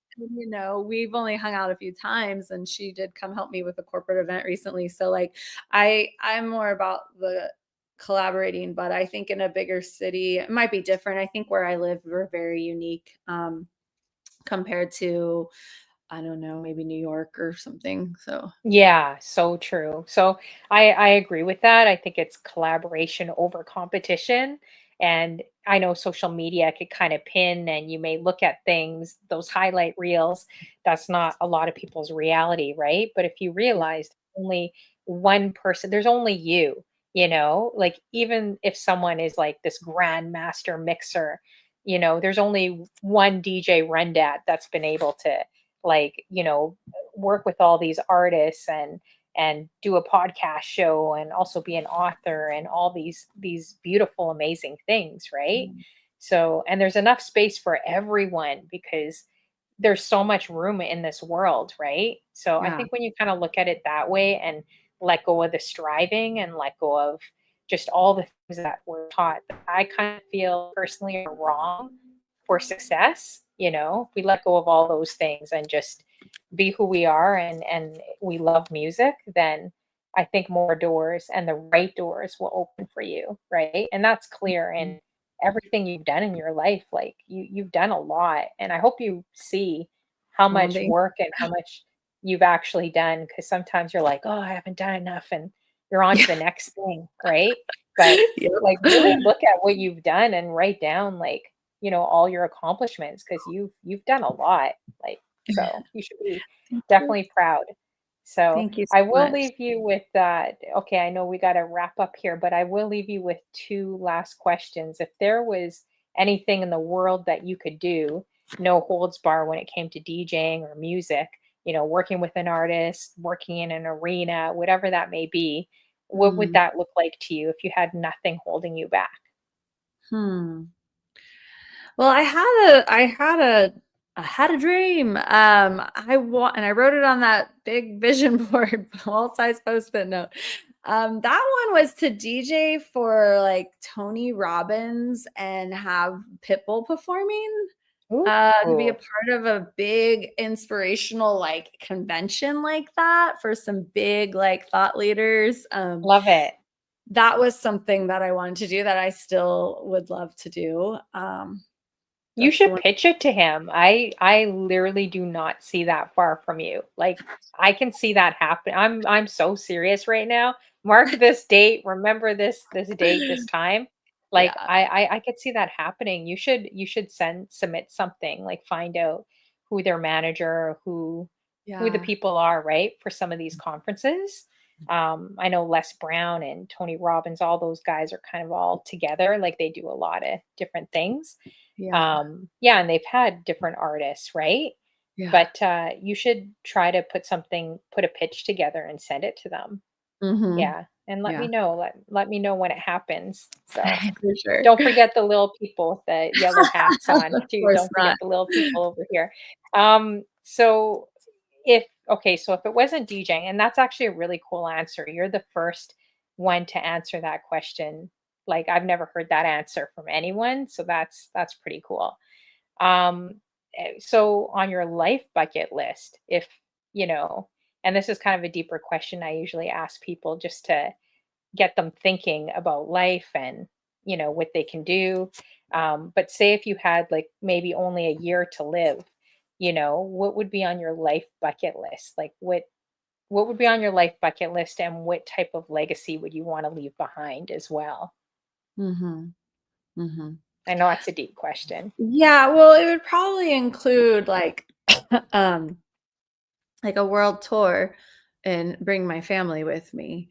So I love, love, love traveling, and um I've been fortunate to do some really amazing trips the last 2 years, DJing in Thailand the last 2 years, DJing in the Dominican Republic with my children, last year, and DJing in the Christmark Castle in Connecticut last year. So, like, I'm already living it, I would say, Mhm. but if there was only 1 year left, I would want to continue to travel as many places as I could and DJ a little here and there. I don't want to work and DJ the whole time. Sometimes, DJing is feels like a little more work than play, but that's what I would want to do. And the legacy, I already feel like if life was to end today, that I'd be very happy with my legacy that I've already created, to be honest. And it's Oh, I something love I've that.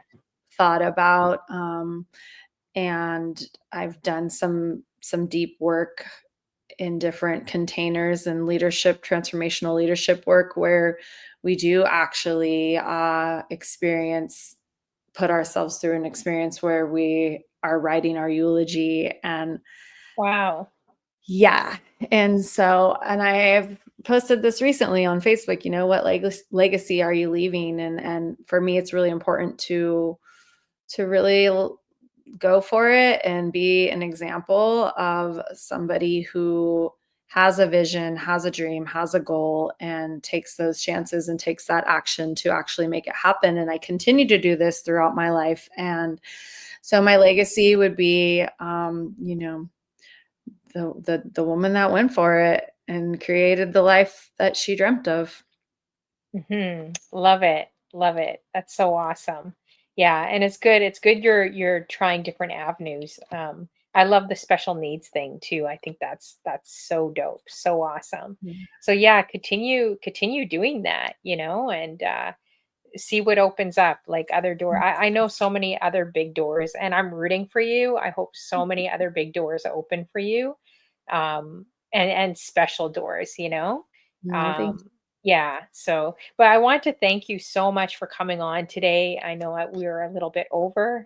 Hopefully, you don't mind. And yeah, I'm glad you came on, and we finally reconnected. We got to keep in touch too, as Yes. well, and definitely cheering for your journey. So make sure you guys, everyone in the room, everyone on YouTube, Facebook, everyone that is catching the replays, because most people do tend to catch them, make sure you guys are adding DJ Rundat.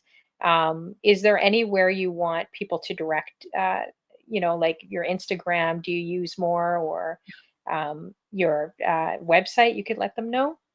Yeah, so everything is DJ Run That on Instagram and on Twitch and on YouTube. The Facebook one I can't access. So, and I have been working on a rebrand of DJ Run That Productions, but that's kind of more geared towards my clients that want to hire me locally, I guess, because Mhm. it's no longer just me. So I had to I'm slowly transitioning to a company that's uh, more than me. So that would be great. Instagram's where I spend most of my time. So thank you so much for tuning in, everybody. It's been so much fun being here and talking with you today. Thank you so much. Yeah, for sure. Thank you so much for joining. We'll definitely be in touch.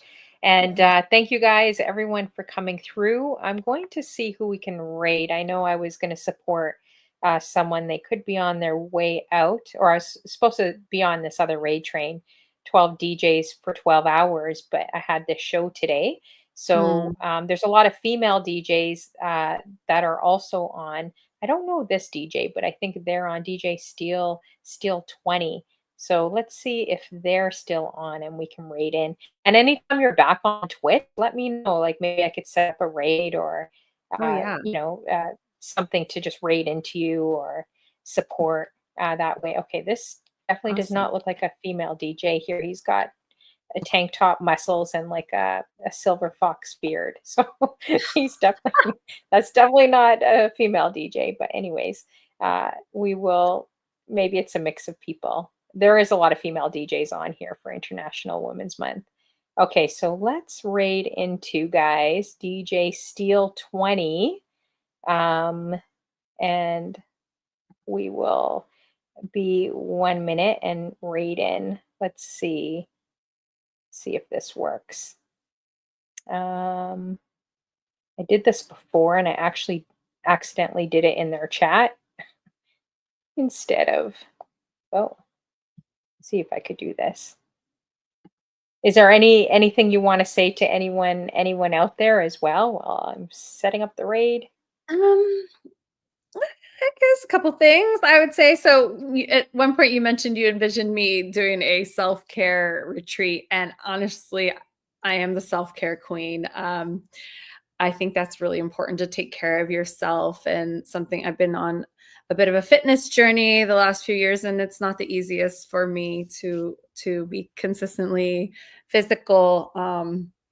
And but it's very important to take care of ourselves, and drink lots of water, and eat real food, and get outside, and all those things are really important. I get massages almost weekly. The best is after the day after working a big gig. It's just like the best. Oh yeah, you So need really that. really take care of yourselves. That's probably part of my success too, is finding that balance of taking care of myself, taking care of my family, building community, nurturing relationships. Really, like, I think that's another reason why I've had success, is I'm really good at keeping in touch with people, and supporting one another too, showing love to one another, um, supporting other people's events, cheering them on, and what else?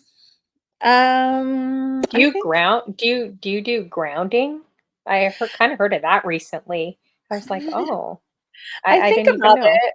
I think about it when Yeah. I like go to the beach to, like, get barefoot in the I sand was and like, stuff. "Oh," I tried it a few times last year. I'm like, "I need to start doing this, like getting outside, getting off of social media, and just Yeah. I feel like being in nature and like being Mhm. near water. I'm lucky I Yeah. have a lake shore, like Yeah. literally a 10-minute walk, a 5-minute walk in my backyard.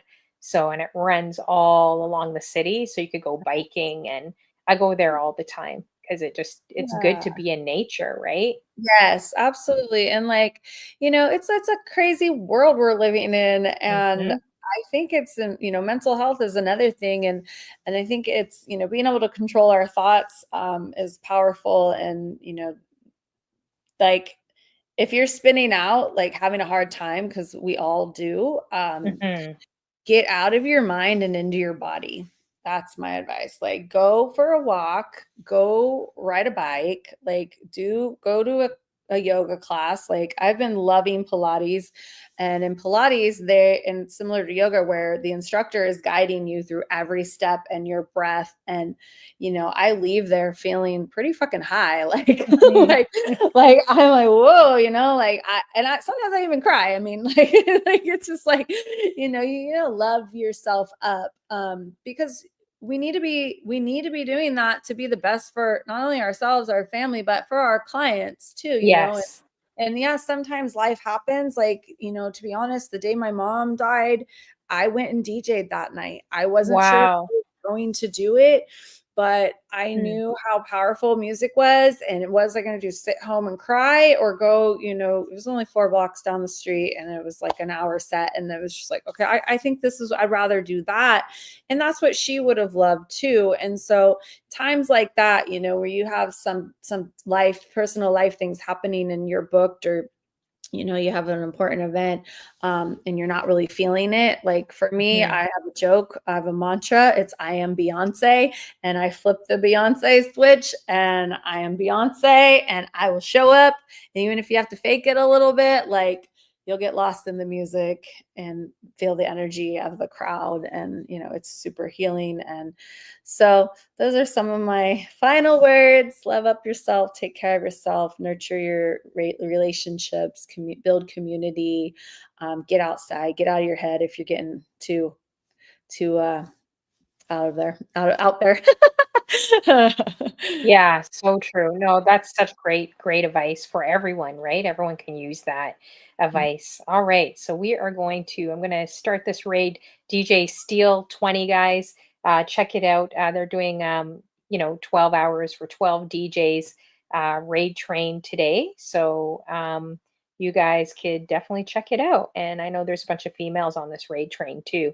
So thank you guys for coming through the Honey Flow Talk Show. I know this isn't usually my normal hours. Make sure you guys add DJ Rundat, super dope out of California, doing big things. Book her if you need someone international as well. She'd be ready for it. So Yeah. stick around for the raid, and hopefully we'll see you guys on the other side. See if this raid is going through. Thank you guys for coming through. Kent, Mr. DJ Ron Love, good to see you. Hey, we got Steve and everyone else that's come through today, all the lurkers, everyone on Facebook, DJ Rennie D, and Rob G Funk for the raid earlier, DJ J Jonah, and I think we had a few from your tribe come through as well. Stirs to Soul, DJ Luna Assassin. Ooh, I Yeah. like that name. DJ Electra on YouTube, and everyone else. Thank you guys so much. Bless up to all you guys as well. And I will see you guys on these Twitch streets. Okay, so I think it is going. Let's see here. Okay, I think it just went. I'm going to try it one more time. Yeah, definitely let me know when you're back if you do decide to stream, and Yeah. we'll collab. I'd love to collab with you as Yes. well online, and you know do something like that. That would be fun. They also have this partner thing on Twitch where you can do shows together. I haven't quite figured that out yet. So just like a new feature, I thought would be kind of Cool. cool too. So we could go back and forth with the Lady Saw, or Oh my the gosh, Lovers juggle Rock. Yeah, here that'd in be fun. Shensia. Actually, yeah, exactly right. I don't know. I don't know if I could juggle reggae too well. I would need some Yeah, edits, but we'll kind see. of hard. Yeah, Exactly. All link me with your reggae edit guy, DJJ. Yeah, Jay Online. I'll Damn. definitely send you. Okay. He's got a record pool too, so that would probably Ooh, be very, very yes. useful. He's like all reggae edits in the number Great. one in the world. Yeah. Okay, So cool. okay, Okay. well have a great All day right, and thank we'll see you you. soon. Okay, take Okay, care. Take thanks. care, you guys. Bye.